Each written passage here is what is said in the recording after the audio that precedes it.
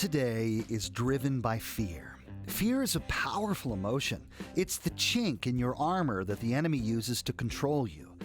The Apostle John wrote that the whole world lies in the sway of the wicked one, who, with the World Wide Web at his disposal, now has a distribution network like never in history.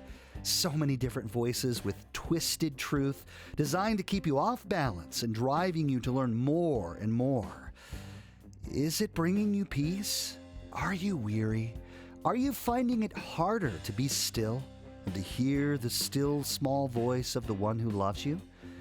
So grab your favorite beverage, find a quiet place, and join Banner Kid for the Love is Calling podcast. Let's focus on Jesus, the lover of our souls.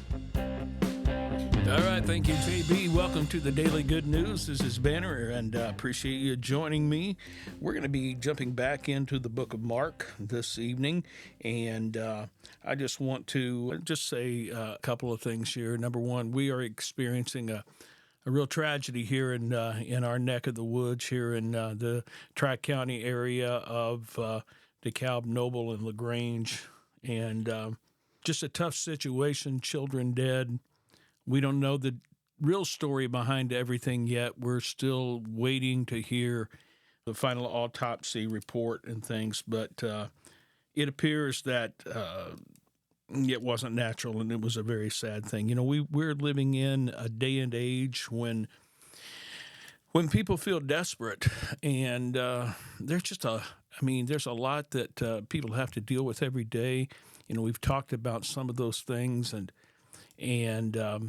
mental illness is a real thing, and it appears that very likely could be behind what caused the death of 3 little children and their mama. And I just want to ask you, be in prayer for that family, and that they would be able to find peace, and be in prayer for our world, and particularly our community, and for those of us who are called to be leaders in the church and pastors, that we might be able to give comfort, that we might be able to speak truth, and that people might find the sound mind that comes from a relationship with Christ Jesus through us and through you. We're all in this together. Just a sad thing, so encourage you with that. We're going to pick up in verse 22 of Mark chapter 8, and listen to this story. Speaking of Jesus, it says, "Then he came to Bethsaida, and they brought a blind man to him and begged him to touch him. So he took the blind man by the hand and led him out of town. When he had spit on his eyes and put his hands on him, he asked if he saw anything." Well, that's kind of strange, isn't it? He spit on his eyes. Don't ask me to explain why. I can't. But that's what the story tells us. And it says, so he took him after he had spit on his eyes, put his hands on him, and he asked him if he saw anything. And then he looked up and said, this man said, "I see men like trees walking." So he wasn't able to see very clearly. He saw just outlines, it sounds like, just the shape of people. And then in verse 25 it says of Jesus, "Then he put his hands on the man's eyes again and made him look up. And he was restored and saw everyone clearly. Then he sent him away to his house, saying, 'Neither go into the town, nor tell anyone in the town.'" It's interesting. I know there was a time when Jesus went to his home country, and the Bible tells us he couldn't do many miracles there because of unbelief. And so it seems like there were some maybe limitations, if you want to put a word to it, before his death, resurrection, and ascension. And I don't completely understand that. But the other thing that comes to my mind is this, and it's that the process that we're in our walk with Christ, a lot of times we begin to see some things, but we can't see it clearly. You know, the Lord begins to open our eyes a little bit to truth, but we're seeing through the filter of the baggage of tradition, of things other people have told us. We're struggling to get through the gaslighting of confusion to be able to see the absolute truth. But as we continue to turn to Jesus, as we continue to allow him to put his hands on our spiritual eyes and to completely heal us and make everything clear, then eventually we're going to see it. And I'd encourage you to meditate on that. And now let's move into verse 27. In verse 27, it says, "Now Jesus and his disciples went out to the towns of Caesarea Philippi. And on the road, he asked his disciples, saying to them, 'Who do men say that I am?' And so they answered, 'John the Baptist, but some say Elijah, and others, one of the prophets.' He said to them, 'But who do you say that I am?' Peter answered and said to him, 'You're the Christ.' Then he strictly warned them that they should tell no one about him." Now, again, Mark doesn't give a lot of the detail that we find in the other Gospels, so we're going to move over to Matthew chapter 16 and read that same story from Matthew's perspective, where he adds more of what happened at that time, more detail. Listen to this. Matthew 16:13, "When Jesus came into the region of Caesarea Philippi, he asked his disciples, saying, 'Who do men say that I, the Son of Man, am?' And so they said, 'Some say John the Baptist, some Elijah, and others Jeremiah or one of the prophets.' He said to them, 'But who do you say that I am?' Simon Peter answered and said, 'You are the Christ, the Son of the living God.'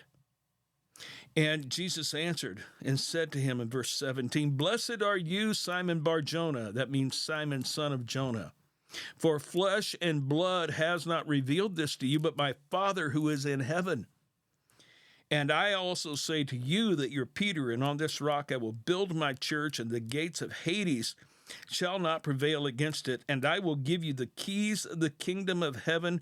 Whatever you bind on earth will be bound in heaven, and whatever you loose on earth will be loosed in heaven."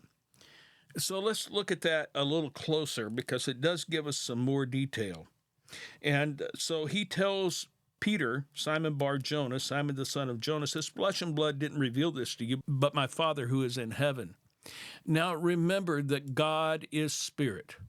And as spirit, he manifested himself as the Father through being the one who, for lack of a better word, impregnated Mary that Jesus might be born, being the Father of Jesus. And therefore our Father, when we come to him, when we come to Jesus in faith, and we're born again into the family of God and become co-heirs with Christ. So it is the Spirit of God, the Father, who revealed to Peter who Jesus Christ really was, that he is the Son of God. And then he says, "I say to you that you're Peter." So there's a mutual introduction happening here. "I know you, Peter." And he says, "And on this rock I will build my church, and the gates of Hades shall not prevail against it. And I'll give you the keys to the kingdom of heaven. And whatever you bind on earth will be bound in heaven, and whatever you loose on earth will be loosed in heaven." Now, this is used by the Roman Catholic Church as proof text that Peter was essentially the first pope. And they look at the words that are in Matthew 16, verse 18, for Peter. Peter is the word Petros, and it means rock. And on this rock, the word rock in the Greek is likewise Petros, and says, "I will build my church, and the gates of Hades shall not prevail against it." They add to that, the keys to the kingdom of heaven have been given, and the binding and the loosening. If you bind on earth, it will be bound in heaven. Whatever you loose on earth will be loosed in heaven. And they're saying that's the papal authority. And that's interesting that they say that, because we don't see anywhere in the scriptures that validate that. As a matter of fact, when we look at the times that the council was mentioned, for instance, in Acts chapter 15, the one who had the preponderance of the decision-making that was passed on to the Gentiles in the letter that was circulated was James, who is the half-brother of Jesus. And then in other places we see Peter and James mentioned, but James is mentioned in a way that almost sounds as if he has the, maybe for lack of a better word, the priority in the situation. I believe, though, if we talk to Peter, he'd say, "What do you mean, me being the first pope?"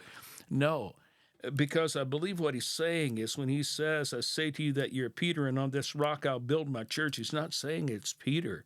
He's saying the answer, Peter's answer, when he said, you are the Christ, the Messiah, the anointed one, the Son of the living God. And on that truth, Jesus is going to build his church. He's building his church on the fact that he is the promised one, the anointed one, the prophet foretold. He is the Son of the living God, the Messiah foretold. And on the truth of that, he is building his church. You know, in Acts, it tells us that he will rebuild the fallen tent of David, or the fallen tabernacle of David. He's talking about Jesus Christ. We're reading this and understanding that it's Jesus that the church is built on. It's him that builds the church. He says very clearly in this, he says, I will build my church, and the gates of Hades shall not prevail against it. That's me and you, brothers and sisters. I encourage you to look at this and understand that, because Jesus is still asking, the Spirit of God is still asking that same question to me and you today, and to many people, everyone really. Who do you say that he is? Who is Jesus to you? Is he just a nice guy and a prophet? Is that all he is? Is he just a guy that was sent from God, and he died and saved us by his death and resurrection and ascension, that we go to heaven, but then his work is done? And we have salvation, and therefore we're on autopilot, and one day we'll go to be with him, but meantime we just live our lives and do whatever? Who do you say Jesus is? I'm not going to answer the question for you. I'm going to ask you to ask God to help you see. Ask the Spirit to help you see and to know who Jesus Christ really is, who he is to you, what he means to you, what he means for us as born-again people in the kingdom of God. I ask you to think about that till I talk with you again on the Daily Good News. Have a blessed, blessed time in Jesus Christ. If you've been encouraged by this podcast, please subscribe to Love is Calling and tell your friends to check it out. If you have any questions, email Banner at bannerkid.com. That's BANNER at BANNERKIDD.com. And join us for future episodes of Love is Calling as we continue to focus on Jesus, the lover of our souls.